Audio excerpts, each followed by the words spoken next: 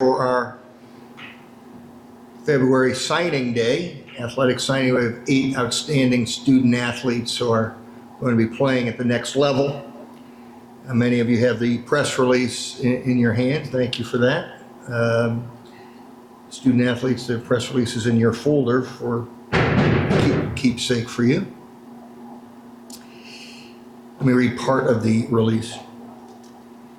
8 Badin High School seniors playing 4 different sports made their college athletic commitments official during a signing day reception in the school's Mulcahy gym Wednesday afternoon. 3 will play college football, 2 will play baseball, 2 are headed to play men's soccer, and 1 will play college basketball, as Badin now has 25 student athletes in the class of 2026 slated for the next level. These young men have made a commitment to make a difference in the college ranks, and they will certainly do so, Badin Athletic Director Jeff Melzer said. Badin continues to send talented student athletes to all levels in all sports, and I'm sure we'll have a few more commitments as the school year winds down. So congratulations to these 8. Let me introduce them to you. Alex Albrinck will play Division II football at Thomas More University in Crestview Hills, Kentucky. Alex is the son of Anthony and Rebecca Albrinck of Hamilton and a graduate of Ross Middle School. He plans to major in secondary education. Alex Albrinck.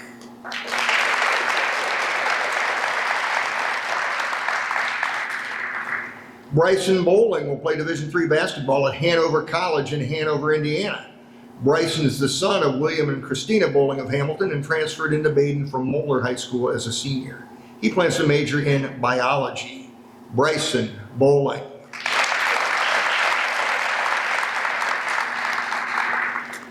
James Brink will play Division III football at Hanover College in Hanover, Indiana.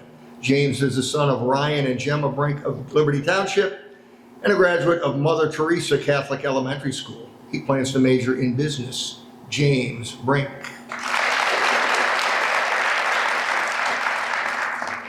Colt Emerson will play Division III baseball at Marietta College in Marietta, Ohio.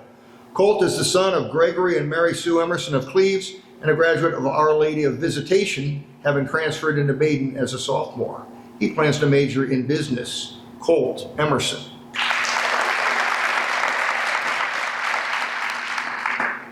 Luke Hickey will play Division III men's soccer at Marietta College in Marietta, Ohio.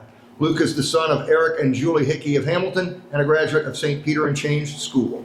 He plans to major in communications. Luke Hickey. Vinny Laugle will play Division III baseball at Earlham College in Richmond, Indiana. Vinny is the son of Michael and Jennifer Laugle of Fairfield and a graduate of John Paul II School. He plans to major in mechanical engineering. Vinny Laugle. Colt Long will play Division III men's soccer at Marietta College in Marietta, Ohio. Colt is the son of Rob and Becky Long of Liberty Township and a graduate of Lakota Plains Junior High. He plans to major in sports management. Colt Long. Trent Owens will play Division III football at Otterbein University in Westerville, Ohio. Trent is the son of Brad and Amber Owens of Okeana and a graduate of Ross Middle School. He plans to major in nursing. Trent Owens. Congratulations to our 8 signees. Now let's hear from our coaches. Several baseball players. Brian Treadway. Brian.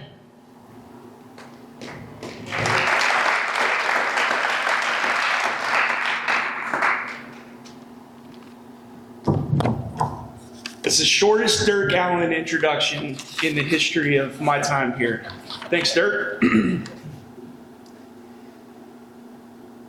Hey, I just got a quick, I want to say congratulations to all you guys. I know many of you pretty well. I just got a quick little survey I want to do.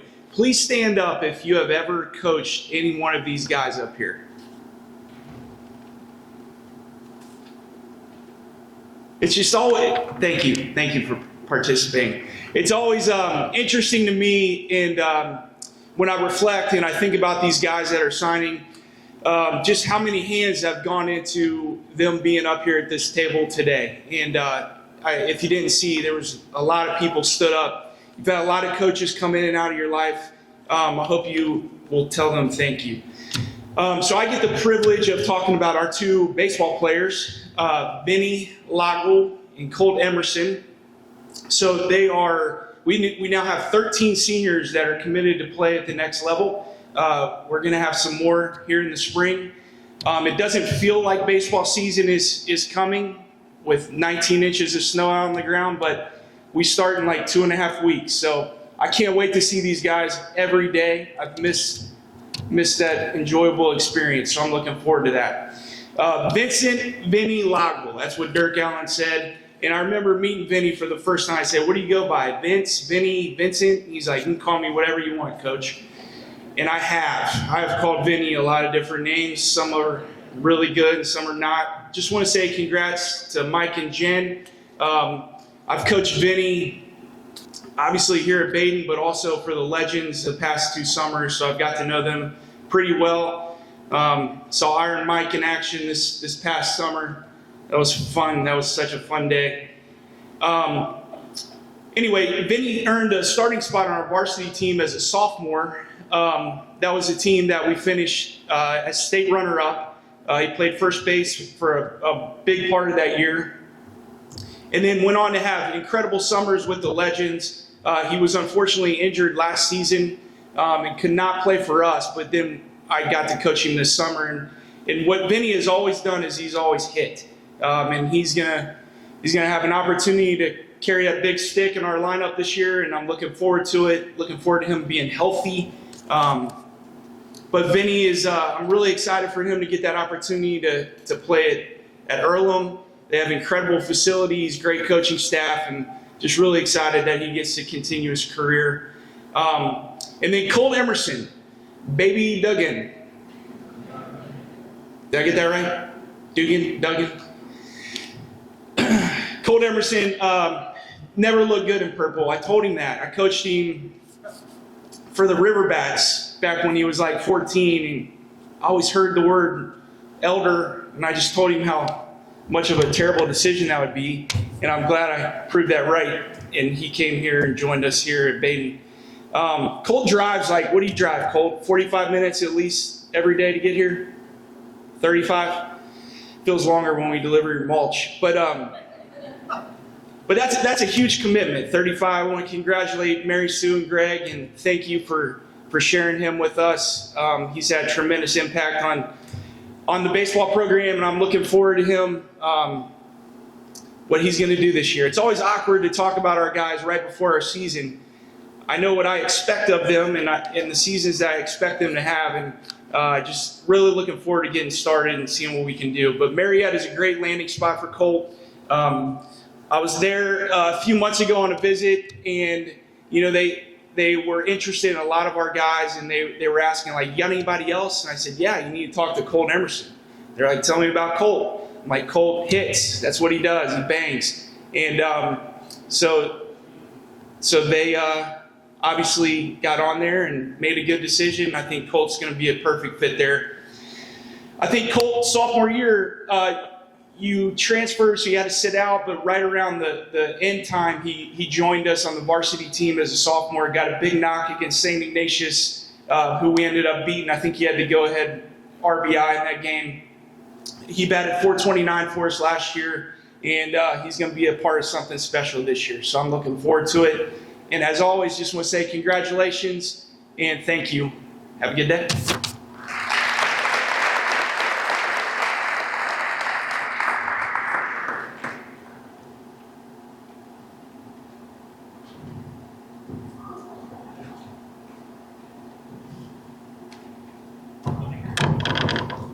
Thank you, Brian. Our baseball program has won 3 straight with this senior class, 3 straight district titles. Been to the state finals twice, the last 2 seasons, and I know that they like to go out and win the state baseball championship this year. We won 2 back in the 90s, and we've been knocking at the door for quite a few years. you never know, maybe this will be the year. Just an outstanding baseball program. And, you know, people are going to Marietta College. Badin has a pipeline to Marietta College in a number of sports. And our kids go over there and love it and do really well. So Marietta and Badin have a great connection, and our students always do well there. Our boys soccer team had the best season in school history. 17 wins, the first ever regional championship and trip to the Final Four. And these two young men who are signing, Luke and Colt, had a big part of that. And I know Eric Hickey was certainly proud of his son Luke, who won all kinds of awards. And the band of brothers, the senior band of brothers, was just an outstanding group. And I know Eric's going to come up and chat about them. Head coach Eric Hickey.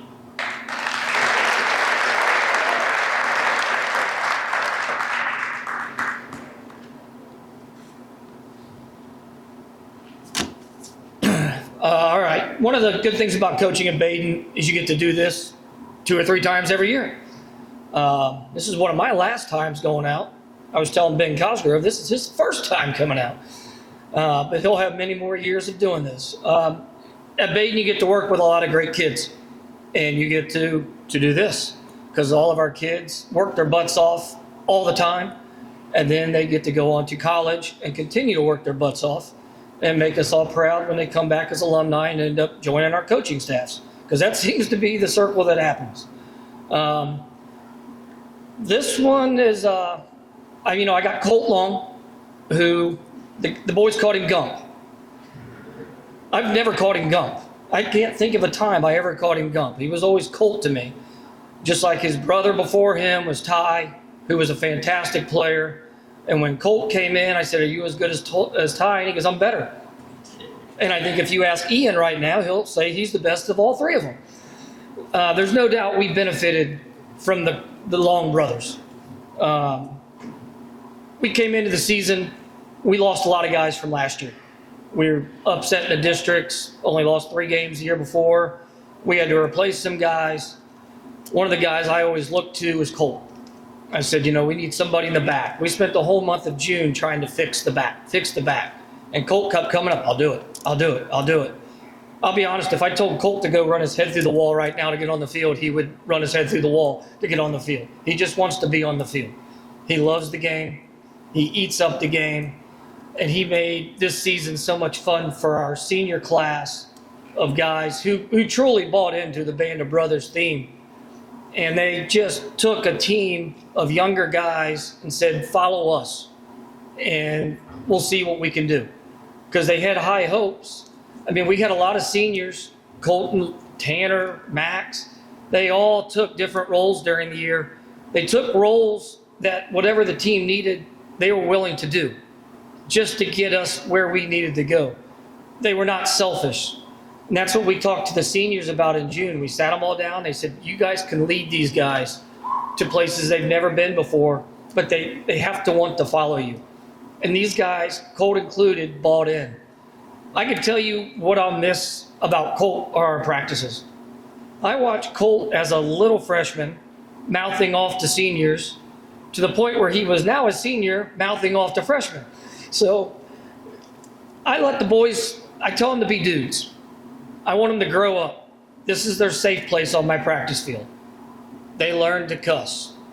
All right, I own that one. They also learn how to gamble because everything we do is competitive. Every drill, I'm talking warm-ups.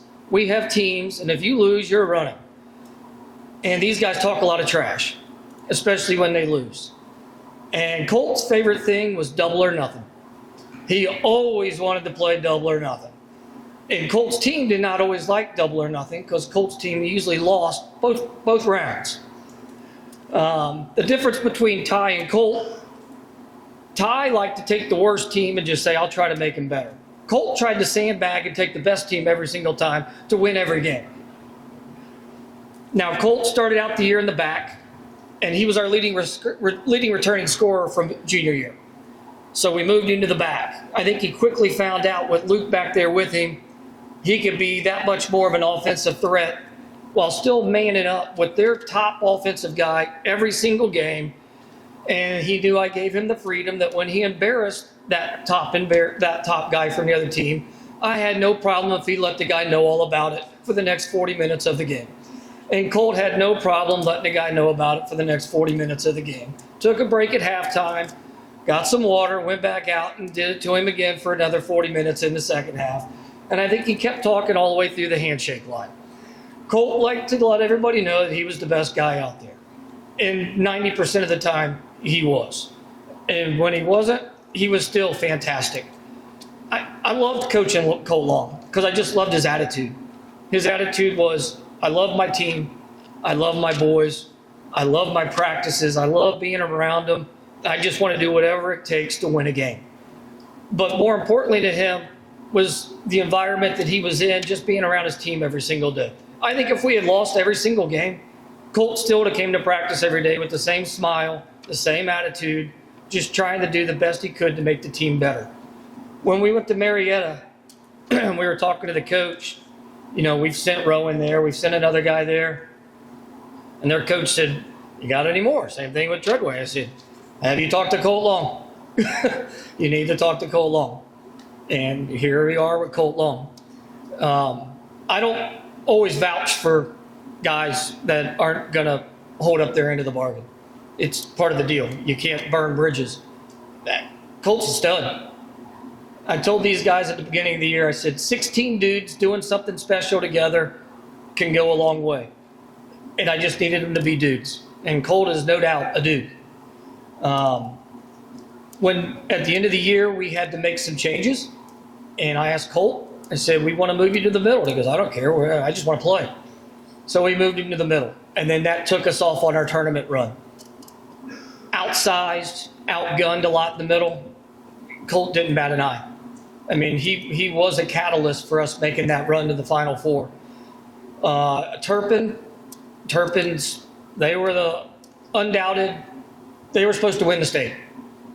I mean, all their guys were the size of Treadway. And I threw Colt out there, and he goes, what do you think? I said, just hit him. And Colt had no problem hitting him. And we ended up upsetting Turpin, and then we got to Waterston, and I don't know what they have in the water in Columbus, but they were actually bigger. And we battled, and we lost in overtime, and that team went on to roll in the state Final Four, or the state finals. We kind of knew going in that the state semis would have been the championship game. If we could have won that game, we would have won the state. We were just happy to make it to the Final Four, I'll be honest. We felt like we had won so much just given out of Southwest Ohio. And Colt taking his game from junior year to senior year, the elevation was magnificent. I will miss, I can't say what his favorite word is in practice, but you can probably imagine. I will miss hearing that every day in practice. I could hear him saying it coming out of the locker room. And I didn't have to turn around. You just knew Colt was on the field. I took a bunch of notes for Colt. I mean, his soccer IQ is off the charts. I mean, his skill is off the charts. He's not the fastest player, but he takes angles. He's an all-city, all-league player. He's getting a soccer scholarship. He just had a fantastic season, and he played probably 4 different spots for us this year. It could have been real easy for Colt to say, I'm the returning leading scorer. Just put me up top and let me do my thing. And it would have been easy to do that, but we needed Colt elsewhere. And Colt, he honored our code. Colt, man, I loved coaching you. You are like a second son to me, man. I so appreciate the 4 years with you. It's been a real honor, and I love you, man. Okay?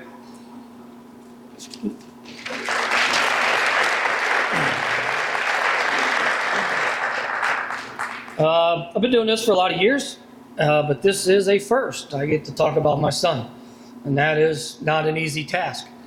I remember signing Luke up for Say Soccer, and he was not even old enough to play Say Soccer yet. We just kind of fudged it and put him in there, let him go. I remember taking him to his first tryout, and then we got in the car, and he goes, "What? The coach said he wants you." He goes, "Did I do good?" "Yeah, you did good." And 12 years later, I can say you're still doing good. I watched Luke grow up, not just in our house, but back and forth to all the club practices. When we practiced at Mar Park, we don't practice anywhere close. All the showcases, I watched him from 9 to 10, 11, all the hours back and forth just listening to different music. That's why I could tell where he was growing up by the different music that he was listening to, because he was growing from a young kid to a teenager. And I never told him, but I so cherish those car rides. They were so special to me. You know, at times you're like, damn, I got another hour and a half ride one way. But looking back, I'd do it again in a heartbeat. I'd go right now. I can tell you I was never going to coach Luke at Badin. My plan was to step down when he became a freshman because I didn't coach him in club. I didn't want to coach him. I wanted to watch him. He was always around the team. In his 8th grade year, we went to a game early in the season, and we lost a heartbreaker. And then back then I had my Jeep. It was warm weather. So we were riding home from the game, and I was letting God know what I thought about the last couple hours of my life with that team. And Luke looked at me and goes, "Don't worry, Dad, I'm coming next year, and we're going to win." And I said, how do you walk away from that? You know, you look 4 years later, we've been to 3 districts, regional championship, Final Four, 52 wins, 14 losses, 14 ties. It's the best senior class in school history. All state, all city, all region, first all region player in school history. Just missed All-American. I mean, now he's going to Marietta, and I get to go watch him play again and again and again. So it's truly been a pleasure to coach Luke.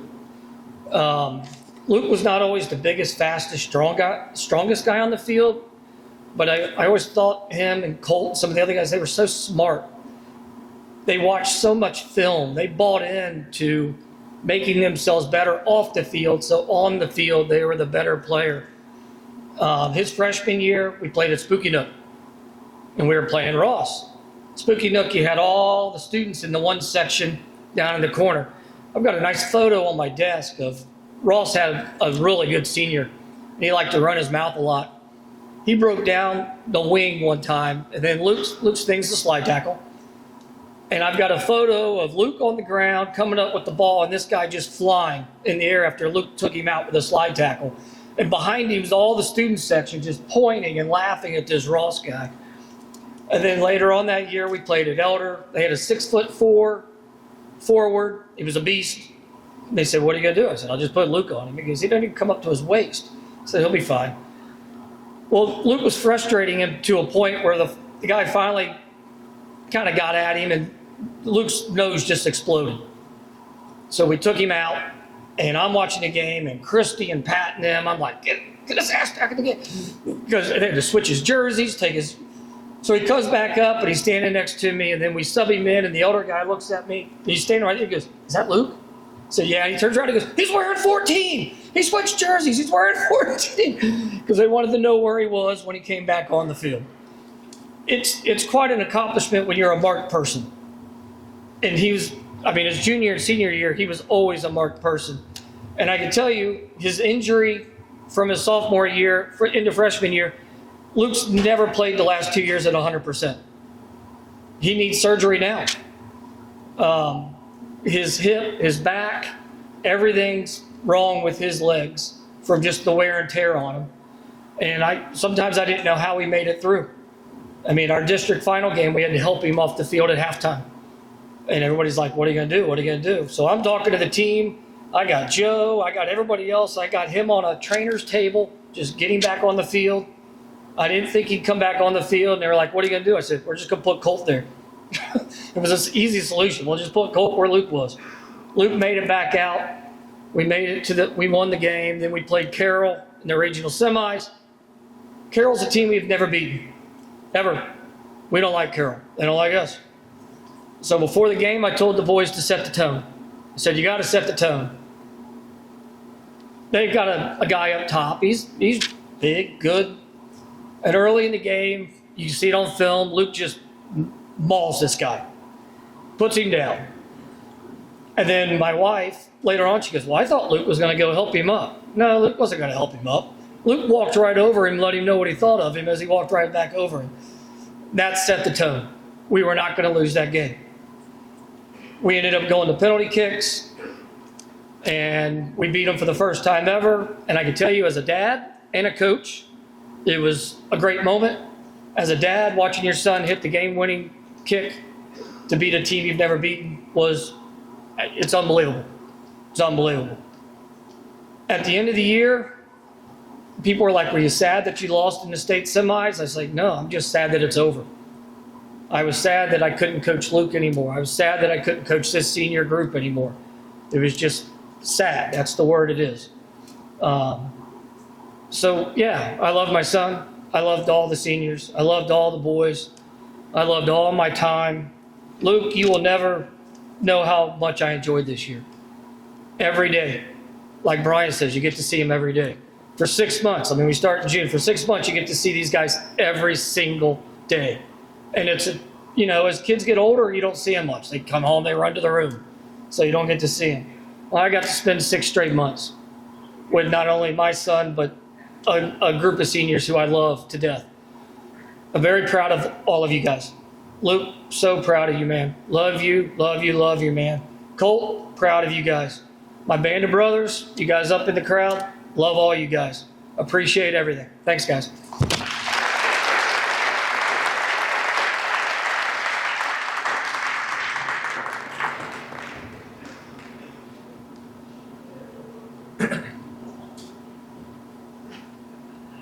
Thank you, Eric.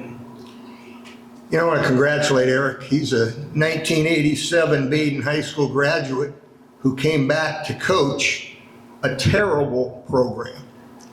In the 6 years before Eric took over, Badin boys soccer had won 24 games and it had 2 winless seasons. The Badin boys soccer program was not very good, and Eric Hickey was willing to take it over 13 years ago and make it into a team that is a team to be reckoned with in Southwest Ohio. 61 wins in the last 5 years, and this year's trip to the Final Four, thanks to a 4-year group of guys that were terrific. But Coach Hickey has retired, as many of you know. We have a new boys soccer coach, but Coach Hickey, great job.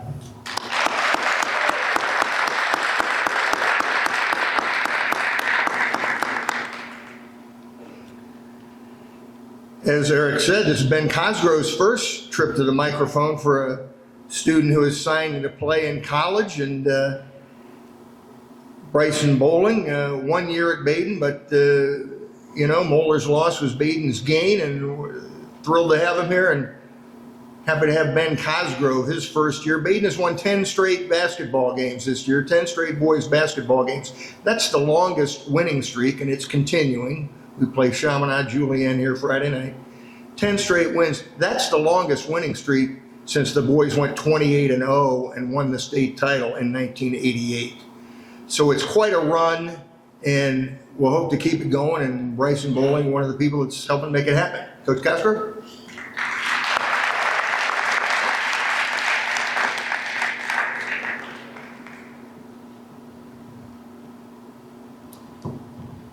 So first and foremost, I was a parent in that seat around this time last year. So I want to congratulate each and every one of you, because I know the process that goes into this day occurring, and it doesn't happen without you guys. And so congrats, moms and dads, Christina, Billy, Gemma, Brian, especially for our 2 basketball guys. But following up the last 2 coaches, it kind of dawned on me sitting over there, and I think something needs to be said about this 2026 class at Badin High School. I think when you zoom out and you look at the last 4 years that these guys have participated in sports at this school, the amount of success that the athletics program has had with this 2026 class is probably historically good when you take a step back and look at it. The success, boys volleyball, girls volleyball, boys soccer, girls basketball, baseball, softball, every single sport in this school is doing something special. And This place is a special place. There's no question about it. But it's a special place because of the special people that make up this community. And we, the boys basketball program, we were absolutely blessed when we got a special kid decide to make the move.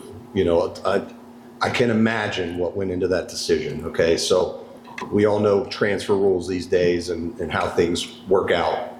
The first time I met Bryson Bowling was actually at a baseball game last year.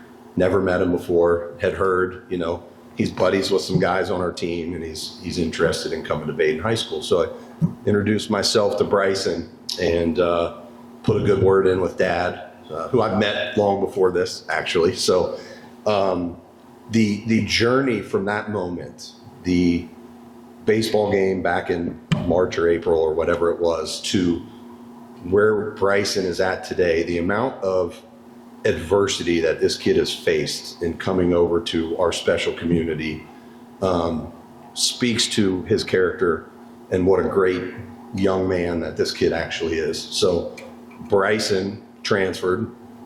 The OHSAA did not allow his transfer, right? So he's sitting here with our team facing only 11 games, right? Having to sit the second half of the season.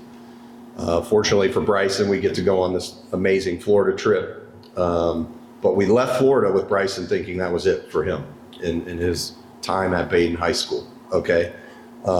Between those dates, mind you, Bryson finds out that he's got a new health issue to deal with in diabetes, right? And finds himself in an emergency room between that first game and our trip to Florida.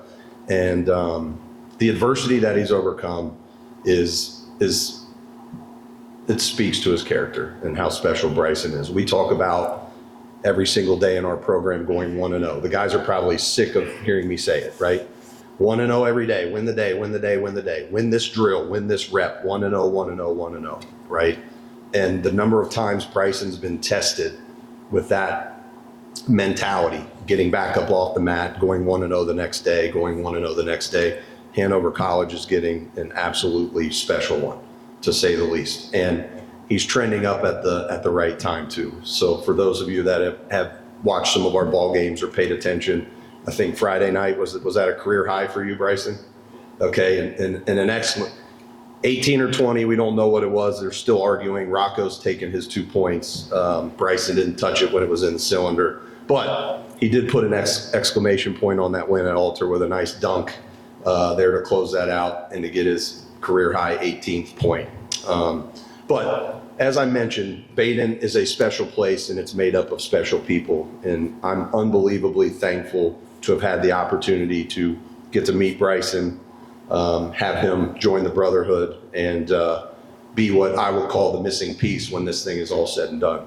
Our guys call him Big, and he has been absolutely big for us. Big character, big heart, big frame, but at the end of the day, a big addition to our basketball program and going to be a big addition to Hanover College. So congratulations, Bryson. Congratulations, all of you, especially this 2026 class. You guys are amazing. And remind you, you're not done yet. There's lots of wins left this spring, this winter. We got to keep it rolling, all right? Congrats.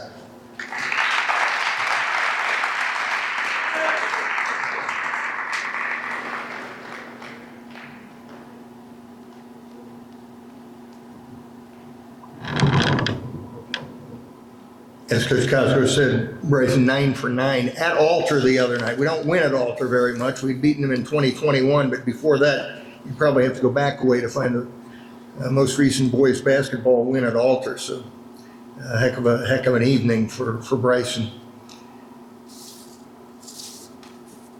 Just an outstanding ongoing football program. You know, these numbers are in the press release, but I want to read them before Coach Uorty comes up. Class of 2026, senior class, 45 wins in football, 37-3 in the regular season, 19-1 with 4 GCL co-ed division titles, and 8-4 in the postseason. Quite an outstanding group. and big shoes to fill. Coach Shorty?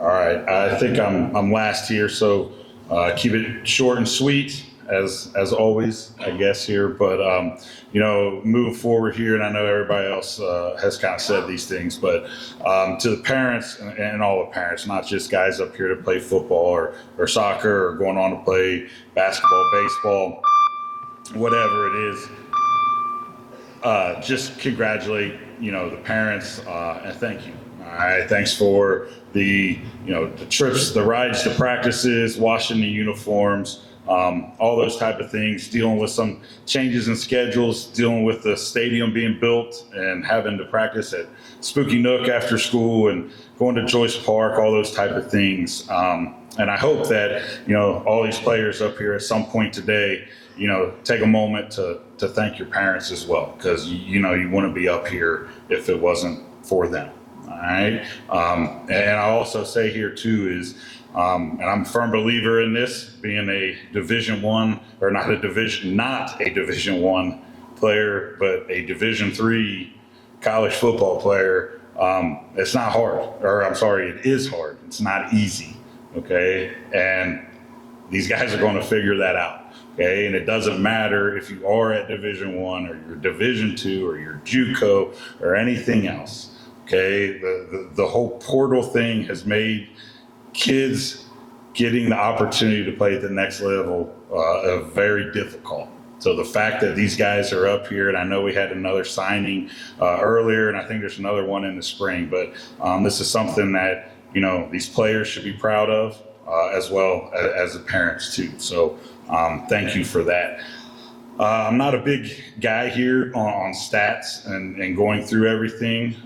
It's more of a team and what these guys have accomplished. And Dirk gave some of the stats there a minute ago, but I just want to take a minute to thank these guys and all these seniors and anybody else up there that plays football for really maintaining the standard that we've created here at Badin in regards to football. And if anything, this group of seniors, these guys right here, they actually raised the standard a little bit, and then they probably don't even realize it, but they did. And at some point they'll come back, and I'll be more than happy to share some of those things with them. But they did kind of raise the bar for how we practice, how we play games, how we travel, how we're going to deal with the locker room, all those type of things. So for that, I just want to take a minute again just to thank them. And like I said, I'm not going to go into the stats a whole lot. These guys were all league, some of them multiple years, back to back, first team, all these all city, all district, all state, all those type of things. But, they don't matter. And I've said it before, okay, because it's a nice little accolade to have. But, I hope that by the time these guys are done playing in college and they're around their high school buddies, they think back and they remember that they were the first ones to play on Badin Stadium. They were the first ones to win, the first home game there. They beat Alter twice on the home field, and one of those being in the playoffs, right? Hopefully they remember Joel Lauer Day at practice where we all wore his re-election shirt. Those are the things that I hope they remember, because nobody's going to worry about how many tackles you had or how many touchdowns you had. And now, moving on, it's time to start over. And these guys are going to realize that, they're going from top of the totem pole to bottom of it. And you got to start all over. And you're going to be freshmen. It's going to be hard. It is hard. It is difficult. Okay, a lot of people don't make it. There's a lot of kids that we have sent to college to play football that are home by Christmas. All right, they make it one semester. All right, and I tend to say this in all of mine as I kind of wrap this up here is, they're going to get homesick. They're going to be sad. They're going to think they're tough, but they're going to live in literally a jail cell dorm room for a while, and they're going to call home and they're going to say They want to quit. They want to say they want to come home. They don't like being here. You know, they're going to call their dads and they're going to talk about how they should be playing over top of somebody else or those type of things. But in closing here, I always make this comment is don't let them quit and don't go get them. Make them get their own ride home, make them bring their own stuff home if that's the route they want to go. But when 4 years is over, you guys will look back on that college experience and realize it was well worth it, and it's very deserving for all of you. So good luck, and don't be a stranger. Come back, see us. All right. I did forget this. Something that no one will say was that James Brink was a really good blocker. All right, see you.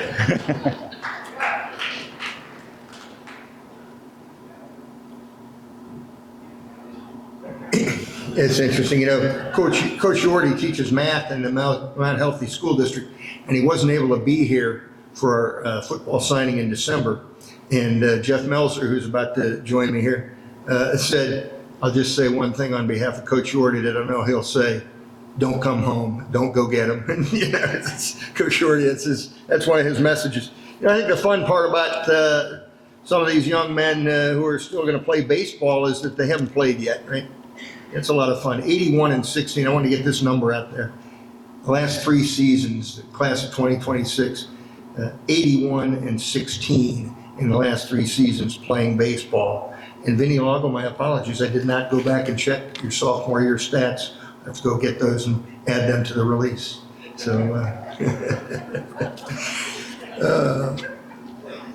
Jeff Melzer, our athletic director.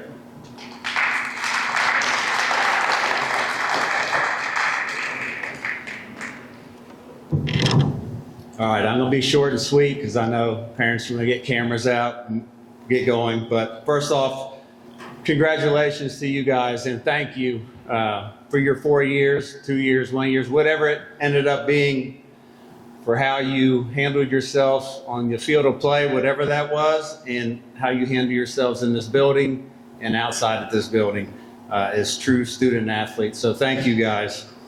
Some other thank yous. I want to thank facilities for getting everything set up, the behind the scenes stuff that no one sees. I want to thank Nick and Dirk. I say it all the time. These events don't happen without Nick and Dirk. I don't do a thing except for this. Get up here and speak. Without these two guys, this wouldn't be the successful event that it is. So thank you guys.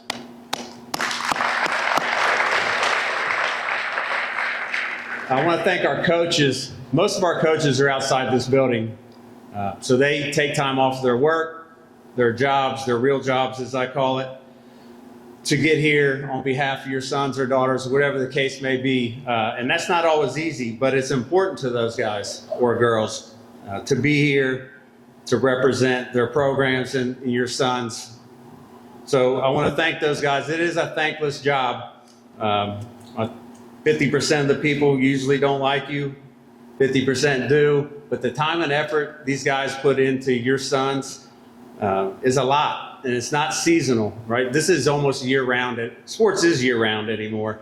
So they put a lot of time and effort to your sons. So I want to thank those guys, and Dirk already said it, but I want to thank Eric. Eric was, if not my first hire, my second hire, and it took some prodding. He did take over a terrible program. And he's put a lot of time and effort, as have the kids and has you people, you parents and family members as well. So Eric, thank you for your time here, and congratulations on your next adventure. And I want to thank the parents. Thank you guys. So we get shadow students, and I get to talk to the shadow students at the end of the day, and I get to answer any athletic questions, and a lot of it is like I'll ask them questions, what do they think we're good at, and a lot of them will say certain sports, but as Coach Cosgrove said, we are good at everything we do, and we take pride in that. Are we always the best? No, but always we working to be the best? Yes. And they ask why? Well, because of these guys, because of our coaches, our strength program, and because of you guys. we have great parents and families in this that are part of our community, right? Supportive, great parents. And you entrusted Badin with your sons. So I want to thank you guys for that.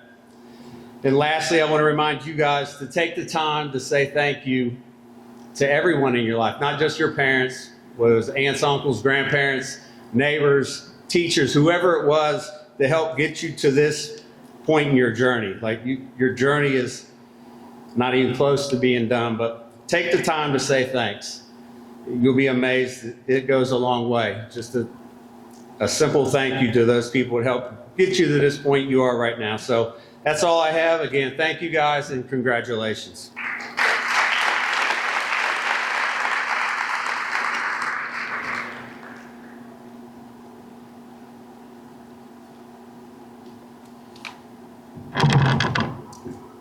Thank you, Jeff. Always a pleasure to hear from the principal at Badin High School, Mr. Patrick Keating.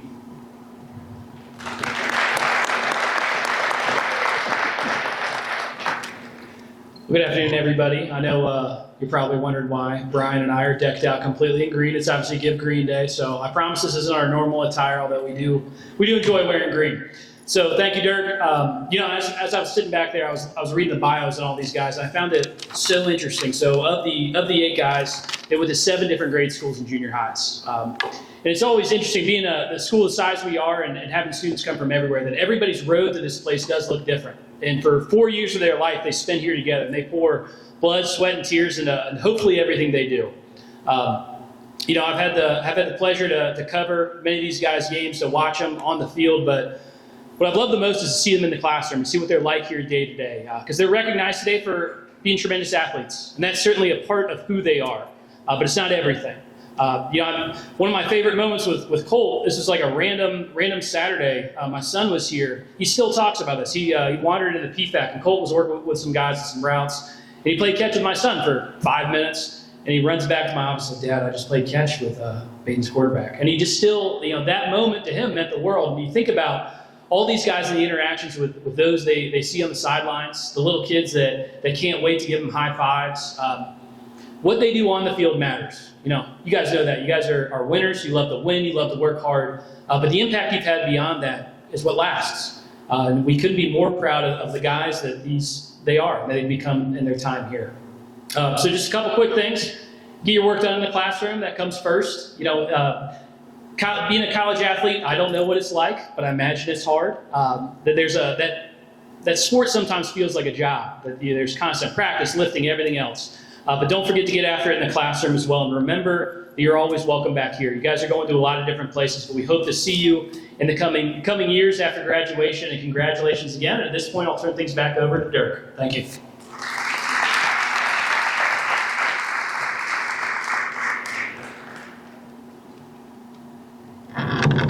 Thank you, Mr. Keating. Let's congratulate our 8 signees one more time, please.